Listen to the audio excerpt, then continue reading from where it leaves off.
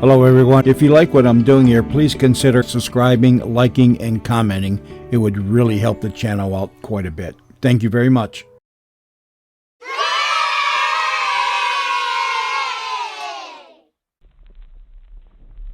Now, the Academy Award winner, Miss Ann Baxter, on the Bromo Seltzer Hollywood Star Playhouse.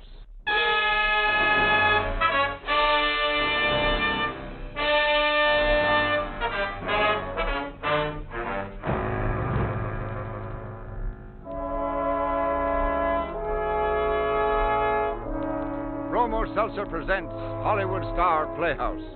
Tales of suspense, thrills, adventure, by Hollywood's finest writers with Hollywood's top stars. Portions of this program are transcribed and is brought to you by the Headache Help, which reminds you to... Fight headache 3 ways. Bromo-Seltzer, Bromo-Seltzer, Bromo-Seltzer,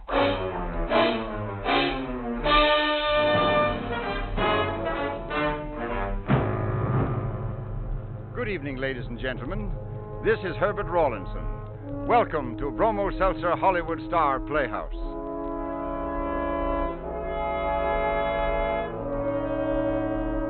The law recognizes that all murders and murderers are not alike. Yes, under the law there is a difference in degree, but perhaps there is still a greater difference. Judge for yourself as you share the stark, helpless terror of Miss Ann Baxter in A Question of Time.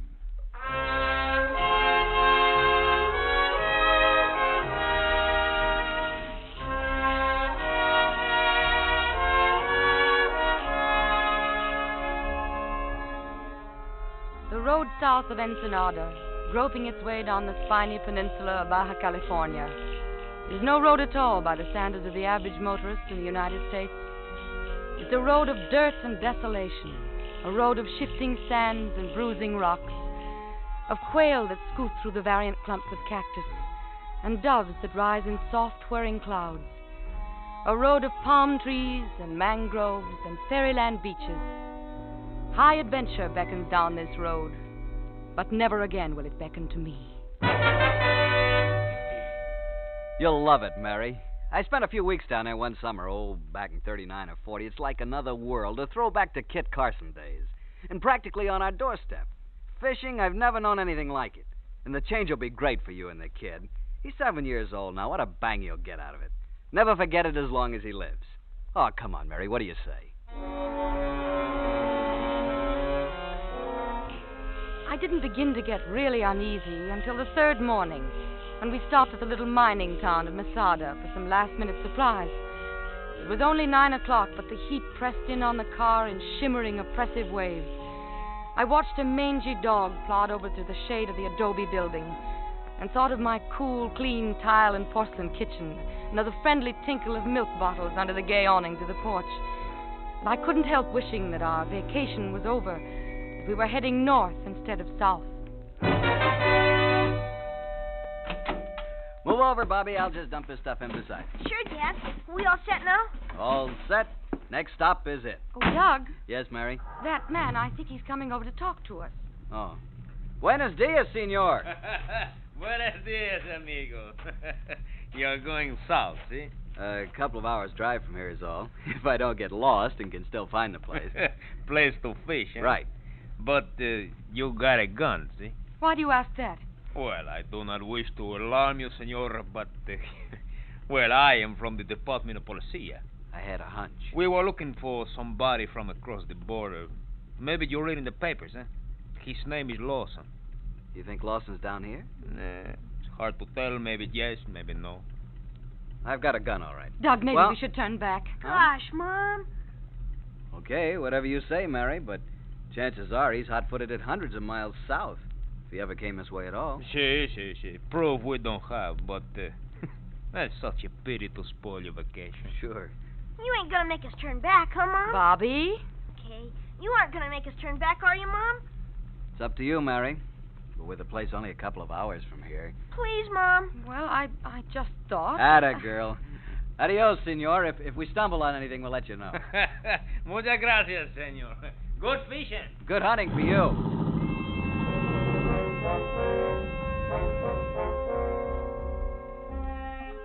twice we strayed from the road. It was noon before we reached our destination.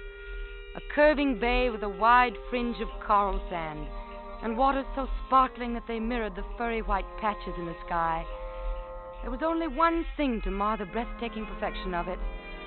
A long, lean jetty that bisected the shore, standing gaunt and ugly during low tide, when only its farthermost piers dipped into the water.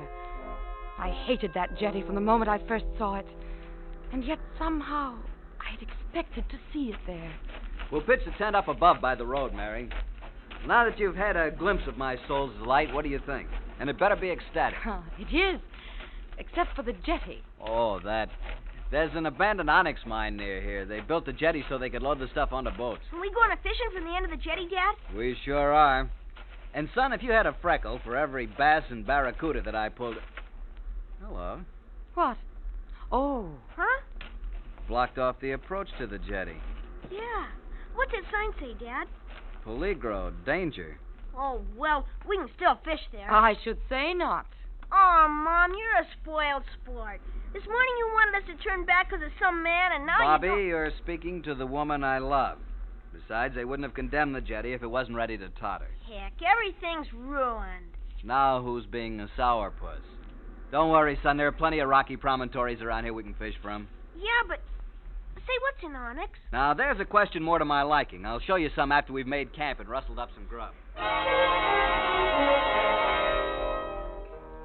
After lunch, I stayed behind getting the camp things in order, while Doug and Bobby wandered off to inspect the abandoned onyx mine. Not that I wasn't curious. It was just... Well, Bobby was right. I was a spoiled sport. Maybe it was the newness, the strangeness, the aloneness. Like another world, Doug had said. Maybe when I got used to it. Meanwhile, I had to keep from showing how I felt.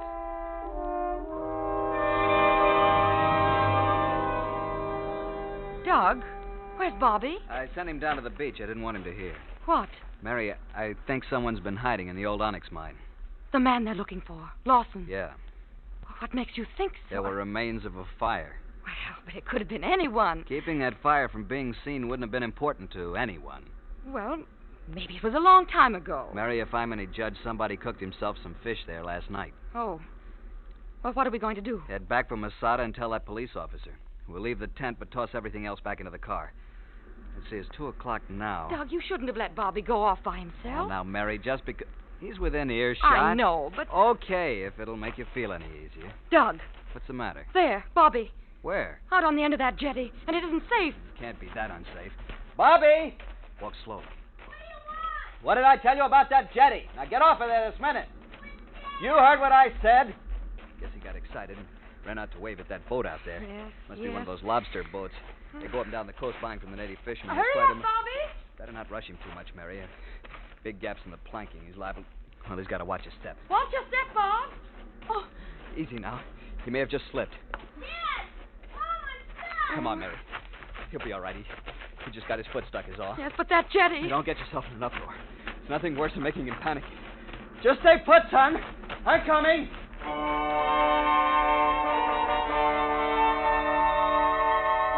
50 feet out on that long, gaunt, hateful jetty, a chubby little boy of 7 sat with his foot wedged between the warp planks.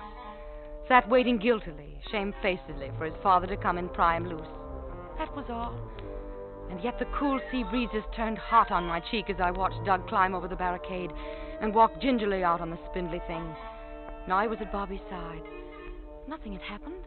The groaning of the timbers, the slight sway of the jetty, it was just imagination. Doug was talking to Bobby now, quietly, easily. How well they got on together. How wonderful to have such a father for my son. Now Doug was tugging at the foot. It wouldn't come loose. Now he tugged again, tugged harder, harder. And suddenly the foot came loose. And the jetty came loose. And the figures of the man and the boy. No, it was just my imagination again. The jetty couldn't be toppling over. It couldn't. I stood there, paralyzed, refusing to believe my senses. If I tried hard enough, if I closed my eyes and then looked again, maybe... Mom! Oh, Bobby, you're all right. Mom. Let me hold you tight, darling. You better come. Come. It's Dad, Mom. He fell on him, Mom. A whole pile of stuff is laying right on his leg.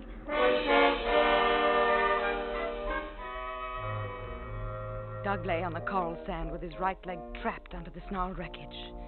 Just the right leg up to the calf. The rest of him was free. A few more inches and he'd have been walking around now, laughing. A few more inches, and this would have been nothing more than an experience to make your friends oh and ah for years to come. An experience to make you savor life all the more, and even go to church more often for a while. Just a few more inches. Doug, is it bad? No, worse than a kick in the shins, Mary. Nothing broken or anything. Miracle my leg wasn't crushed. Oh, darling. Gee, Dad, it's all my fault. If I hadn't run out on the edge of the jetty to wave... Help me, Bobby. Don't just stand there. Sure, Mom. I just wanted Dad to know. It's all right, sir. Now, this beam, maybe we can get it loose. The timbers underneath can be untangled. Push, Bobby. Push. Put all your weight behind it. I am, Mom. Mary. Rest for a second, Bobby. Okay. Yes, Doug. Mary, remember when Bobby was 2 years old? Cut himself pretty badly on some glass? What are you trying to tell me? You saved Bobby's life then, by keeping your head. You sure did, Mom. Go on, Doug. Gee, I was... You and Bobby alone will never be able to dislodge that big timber. Oh, Doug. You'll have to go for help, Mary, back to Masada. No, but that's 2 hours away. Uh-huh. And 2 hours back. I'm comfortable. The tide. The tide. It's low tide now, but it's high tide. Mom, what's the matter? Why you got that funny look? Bobby. You've got to keep your head, too. Sorry, Daddy. Mary, Yes, there's time enough if you don't waste any of it. but I can't. I can't You've go got off. to, Mary. But what if I lose my way? You won't. So many things could happen. You better get started, Mary. Bobby will stay with me. By the time you come back, another of those lobster boats may have come along. You'll stop it, won't you, Bobby? You bet I will, Daddy. I'll yell so loud. That first aid kit in the back of the car, Mary. Bobby will go up with you and get it. Don't forget to take the right turn at the first fork you come to. Yes. And don't try to drive too fast, or... Better get started, Mary.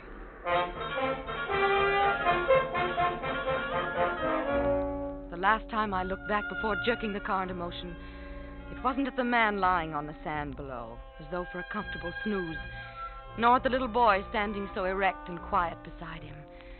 It was at the tide, the rising tide. There's nothing so inexorable as the tide, I thought. Inch by inch it moves, obeying its own immutable laws. And no one has ever stopped it, and no one ever will. How long before it would inch its way up to the reclining figure? How long before... But Doug knew about such things, and I didn't. Doug said there was time if I kept my head.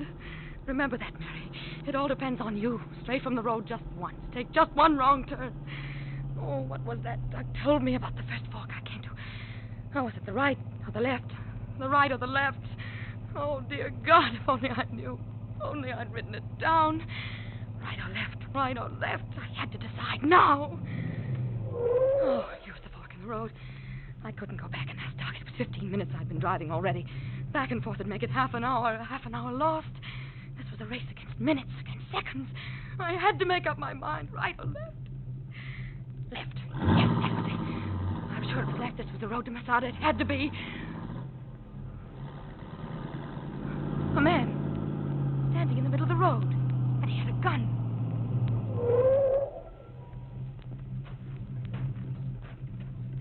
Well, I'm in luck.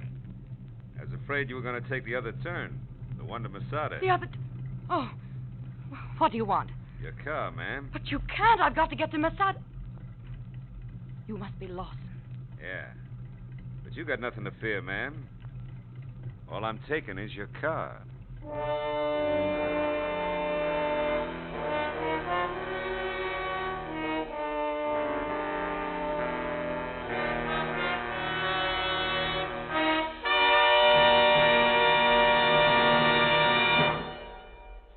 Bromo Seltzer, famous for fast headache help, is bringing you Hollywood Star Playhouse. Tonight starring Miss Ann Baxter in A Question of Time.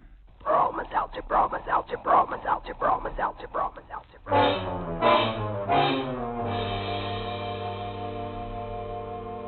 How do you do, ladies and gentlemen? How do you do? This is your old friend Norman Brokenshire. Say, I hope you'll consider these 3 important facts the next time you get an ordinary headache. 1, Bromo Seltzer gives quick relief from headache pain itself. 2, it soothes upset stomach. And 3, it calms jittery nerves. There's no other product like Bromo Seltzer for fighting a headache fast all 3 ways. No wonder today more people than ever before use Bromo Seltzer. Just try it once, neighbors. Try it on this guarantee. You must be satisfied or your money back. You'll find where others fail, Bromo Seltzer works. You'll like the pleasant taste of refreshing Bromo Seltzer, too. So don't wait until a headache strikes. Get a bottle today or tomorrow at any drugstore. Yes, remember, for fast, pleasant, 3-way headache help, ask for... Bromo Seltzer, Bromo Seltzer, Bromo Seltzer, Bromo Seltzer, Bromo Seltzer.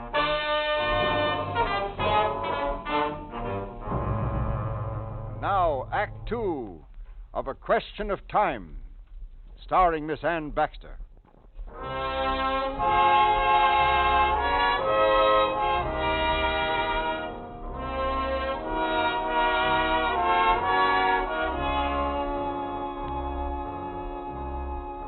There was a dull pounding in my ears, like the beating of surf, and I thought of Doug lying with his leg pinned under the debris of the wrecked jetty, and of the tide coming closer and closer and closer.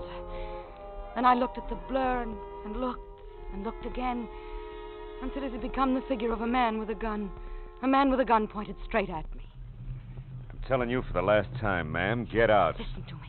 You've got to. I can't let you have the car. It's a matter of life and death. Matter of life and death with me, too, ma'am. That's why I'm taking it. But if I don't get to Masada in time and bring help, you know that jetty. Near the old Onyx mine? Yes. Where your husband was snooping around? Yeah, you saw him? Why do you think I'm moving on in daylight? Oh. What about the jetty? It collapsed and pinned my husband underneath. I've got to get him out before high tide. How far out along the jetty is he? 50 feet. Yeah, tide will be there before 6, ma'am.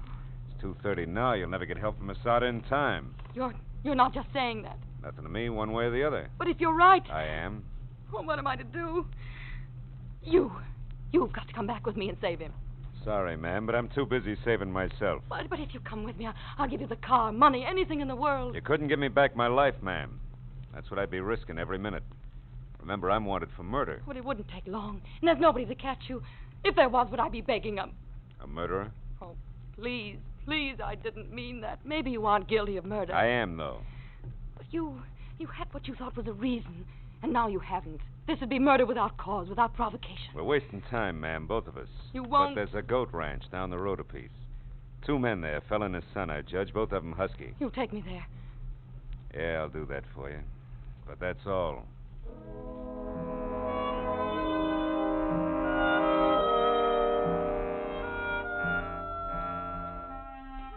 The goat ranch stood half a mile from where Lawson dropped me off. The car, my car, was just a puff of dust on a wobbly horizon by the time I'd run exhausted to the cluster of ramshackle buildings. As far as the eye could see, the goats had stripped the surrounding land of anything green, anything that grew. When I was a little girl, I once had a pet goat that ate the lace curtains in the living room. Why did my mind seize on that now? Why did the memory seem so wonderful, so comforting? And why did I have to fight an impulse to snatch up the nearest baby goat and hug it to me and let loose the flood of tears that had risen in a swollen tide? Tide! There was no sign of human life around. I stumbled up over the front stoop and peered through the open window. The interior was a dark void to my sun-sealed eyes. Hello? Hello? Hello? Senora, the men, where are they? The men. Hombres. Oh, how am I ever going to explain? There's been an accidente. Si?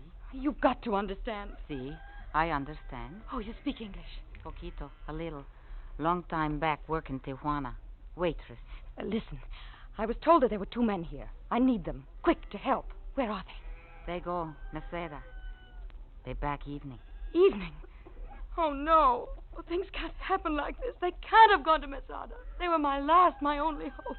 Maybe I help. Only woman, Oh, but... yes. Yes, you'll go with me. To the shore. The jetty. Oh, what's the word for jetty? A sort of puente. You know, a little bridge. Puente. Sticking out into the ocean. Down by the mine. The old mine. Si. Yes. In a Spanish muelle. Good. Now, listen. The muelle, it fell down. Fell down on my husband. I've got to get him free before high tide, or he'll... You're strong. You could probably do a man's work better than most men. Together we'll... Please say you'll go with me. Si.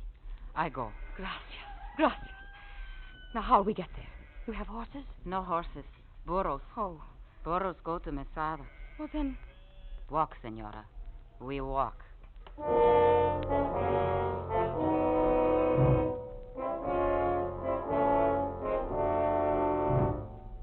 And so we walked. Walked in the blazing afternoon. Walked until my feet were blistered and bleeding. Till my lungs felt like a bellows clogged with dust. Till it seemed that I could walk no more.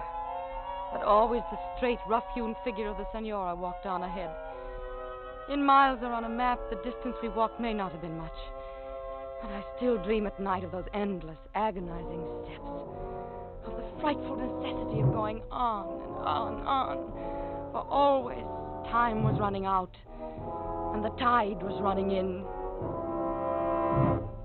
What? Why did you stop? Muchacho. Boy. Oh, Bobby. Mom, we thought you'd never get back. It's past 5 o'clock. The water's coming awful close. Not until that moment did I realize that all this time I'd been clinging secretly to a straw. A straw of hope that something had happened while I was gone. Something that had brought about Doug's deliverance. Like the arrival of a lobster boat. But now that this was swept away, so were the shackles of my ghastly fatigue. Suddenly I was unautonomous, unable to feel except the icy horror of my heart. Now it was I who led the way, who ran ahead down to the beach and to Doug, who tugged at the beam in a mad frenzy as the senora took her place beside me. Harder! Push harder! We're making it. If I was only a man, if I was only... Harder! Stop, Mary. No! I'll tear it to pieces. It has to set you free, Doug. It has to. Mary! Yes, Doug. There's a hunting knife among my things. A knife? To chop? No, Mary. I thought of that in the beginning. Lying here watching the tide, I've thought of many things. Everything. There's only one thing that'll work. Only one way out. The knife. Si. The knife. But, oh, no. Doug, you can't mean... Yes, Mary. Oh, no. Mom, what are you talking about? What's happening? Bobby, remember Johnny Adams down our block? That lost his leg at Iwo Jima. Oh. Better you go now, muchacho. Bring the knife. Mom? And some sheets, Bobby. Bring some clean sheets, too. Mom? Do as your father says, Bobby. I wish it was me. If only it could have been me.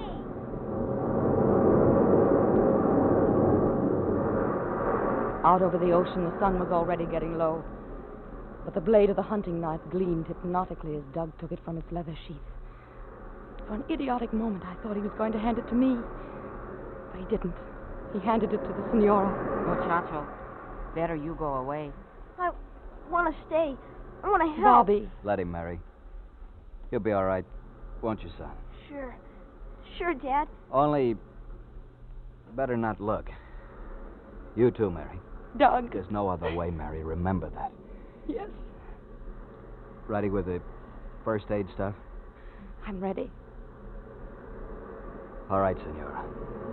When this wave rolls back, that'll be it. I closed my eyes, braced myself, waited. It was one of those moments when time stands still. As though in a dream I saw myself in my bridal gown. There was the caress of orange blossoms in the air, and the man I loved was coming slowly toward me. He was smiling at me, smiling tenderly. In my dream I wanted to smile back, but my eyes were riveted on his feet, on his foot, his right foot. And even as I watched, the foot fell away at a point just above the calf. And someone, a man, was shouting. Wait with that knife. I opened my eyes. It was Lawson. You were right, man. I may be a killer, but that was for cause, for provocation. I I had to turn back. Let's all get to work now. Without that knife.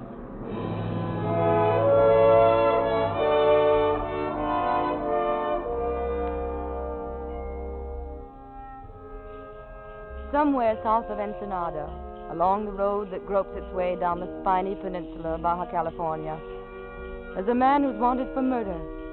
He killed, and by all the laws of society deserves to be killed. And yet, what am I to tell my young son when he includes him in his prayers each night? Or my husband, when I see the look that comes over him as he sits and taps his good right foot? Or myself, when I consider how I feel when I will read that a fugitive named Lawson has been shot down? For we know, as surely he must know, that this, too, is only a question of time.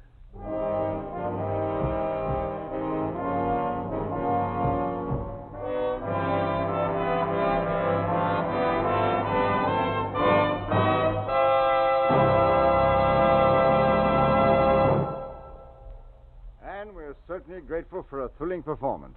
Thank you very much. Oh, it was a pleasure, Herb. And I'd like to say thanks to Harry Bartell, who played the part of Duck. Thank you very much, Harry. In just a moment, I'm going to introduce Mr. William Powell, the star of next week's play. Now, here is Norman Brokenshire. Here's a tip when you're making a trip. Put a bottle of Bromo Seltzer in that grip of yours. Because, neighbors, when you've got Bromo Seltzer along with you, you're ready for fast, pleasant, three-way headache help at all times. And you never can tell when an ordinary headache will strike. You know, Bromo Seltzer is famous for giving fast, three-way headache help. Now, by this, I mean Bromo Seltzer quickly relieves the pain of the headache itself. And at the same time, it soothes upset stomach and jumpy nerves that may team up with that headache. And it's so pleasant tasting, too. Neighbors, it's actually refreshing. Bromo Seltzer is on sale at all drugstores. Caution, use only as directed. And, of course, if a headache persists or recurs, see your doctor. Remember this tip when you're making a trip. Put Bromo Seltzer in that grip of yours. Be prepared to... Fight headache 3 ways. Bromo Seltzer, Bromo Seltzer, Bromo Seltzer, Bromo Seltzer.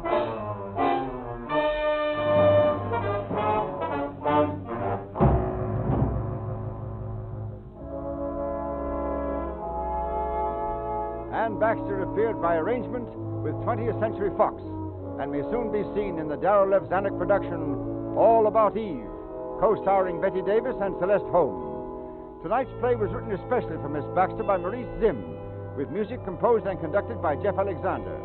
The entire production is under the direction of Jack Johnstone. And now here is the star of next week's thrilling story on Hollywood Star Playhouse, Mr. William Powell. Would you like to know who's going to win this year's World Series? Or next year's Kentucky Derby? Would you like to know the Dow Jones averages for, say, 3 weeks from tomorrow? You think nobody could possibly know? Then just wait until you meet me as the man who knew tomorrow. Bill, we'll certainly be looking forward to that one next week. On tonight's program, all characters and incidents were fictitious. Any similarity to actual characters or incidents is purely coincidental. Portions of this program were transcribed. And now, this is Herbert Rawlinson saying good night for all of us here on the Hollywood Star Playhouse and the fast-acting headache help in their familiar blue bottle. Bromo Seltzer, Bromo Seltzer, Bromo Seltzer, Bromo Seltzer, Bromo Seltzer.